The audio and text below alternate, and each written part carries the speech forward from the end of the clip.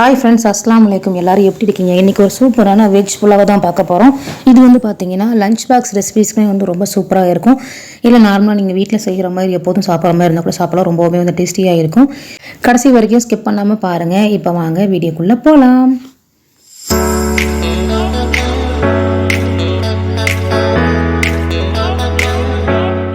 இப்போது புலாவ் பண்ணுறதுக்கு பார்த்தீங்கன்னா நான் ஒரு அடிகனமான பாத்திரம் எடுத்திருக்கேன். அதில் வந்து ஒரு 3 டேபிள் ஸ்பூன் அளவுக்கு நெய் சேர்த்துக்கிறேன். 2 டேபிள் ஸ்பூன் அளவுக்கு கடலெண்ணெய் சேர்த்துக்கிறேன். சேர்த்துட்டு ஒரு பீஸ் அளவுக்கு பட்டை, 2 பீஸ் அளவுக்கு கிராம்பு சேர்த்துருக்கேன். ஒரு பிரிஞ்சி இலை சேர்த்துருக்கேன். சேர்த்துட்டு இது கூட வந்து ரம்ப இலை வந்து ஒரு 2 பீஸ் அளவு சேர்த்துருக்கேன். சேர்த்துட்டு ஆனியன் வந்து பார்த்திங்கன்னா ஒரு 3 வெங்காயம் வந்து ஸ்லைஸ் பண்ணி வச்சுருக்கேன். அதையுமே சேர்த்துட்டு கொஞ்சம் வந்து நல்லா ஃப்ரை பண்ணி விட்டுக்கோங்க. அதுக்கடுத்து தான் வதங்கிறதுக்காக உப்புமே வந்து சேர்த்துக்கலாம்.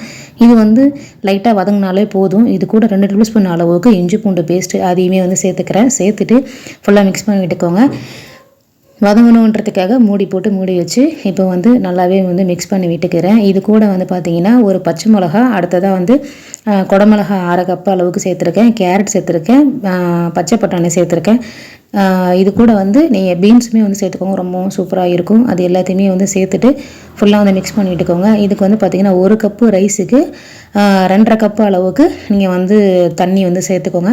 நான் 1 கப்பு அளவுக்கு பச்சரிசி எடுத்துக்கிறேன். இப்போ 2.5 கப்பு அளவுக்கு தண்ணியுமே வந்து நான் சேர்த்துக்கிட்டேன். இது வந்து நார்மல் ரைஸ் போட்டால் புழுங்கல் அரிசி அந்த மாதிரிலாம் போட்டால் நல்லா இருக்காது. பச்சரிசி இல்லைனா பாஸ்மதி ரைஸ் இதில் மட்டுமே வந்து செய்யுங்க, அப்போ தான் நல்லாயிருக்கும். இப்போ தண்ணி வந்து நல்லா கொதிக்க ஆரம்பிச்சிருச்சு. இப்போ நான் வந்து அரிசி வந்து நல்லா வாஷ் பண்ணிவிட்டு வச்சுருக்கேன். அதையுமே இது கூட வந்து சேர்த்துக்கிறேன். சேர்த்துட்டு ஃபுல்லாக வந்து மிக்ஸ் பண்ணி விட்டுக்கிட்டு இதை வந்து நீங்கள் லோ ஃப்ளேம்லேயே வச்சு தம்மில் போட்டிங்கன்னா சூப்பராக வந்து ரெடி ஆகிடும். நான் ரைஸ் குக்கரில் செய்கிறதுனால ஒரு 10 நிமிஷம் அளவுக்கு அப்படியே வந்து விட்டுட்டு பார்த்தீங்கன்னா எனக்கு சாப்பாடு வந்து பார்த்திங்கன்னா தண்ணி எல்லாமே சேர்ந்து ஒன்றோட பிறண்டு சாப்பாடுமே நல்லா வந்து வந்துருச்சு. இப்போ இதனால வந்து பிரட்டி விட்டுட்டு அப்படியே மூடி போட்டு வச்சிட்டேன்னா எனக்கு வந்து சாப்பாடுமே வந்து சூப்பராக ரெடி ஆகிடுச்சு. இது வந்து லஞ்ச் பாக்ஸ் வந்து ரெடி பண்ணிங்க அப்படின்னா இதுக்கு வந்து குழம்பு வகைகள்லாம் எதுவுமே வந்து தேவை கிடையாது. லாஸ்ட்டாக ஃபைனலாக வந்து பார்த்திங்கன்னா நான் மேலே வந்து கீ அப்ளை பண்ணிக்கிட்டு ஆனியன் வந்து நல்லா வந்து ஃப்ரை பண்ணி வச்சுருந்தேன். கோல்டன் ப்ரௌன் கலர் ஆகிற அளவுக்கு அதை வந்து இது மேலே போட்டுட்டு நீங்கள் மூடி வச்சுட்டு நீங்கள் திறந்து பிரட்டி விட சாப்பிடும்போது அந்த அளவுக்கு சூப்பராக இருக்கும். கட்டாயம் நீங்கள் வந்து ட்ரை பண்ணி பாருங்கள். இது சாப்பிட்றதுக்குமே அவ்வளோ சூப்பராக இருக்கும். கட்டாயம் நீங்களும் ட்ரை பண்ணி பாருங்கள். இது வந்து செய்கிறதுமே ரொம்ப ஈஸி. லஞ்ச் பாக்ஸ் ரெசிபிக்கு வந்து பார்த்திங்கன்னா சூப்பராக ரெடி பண்ணிடலாம்.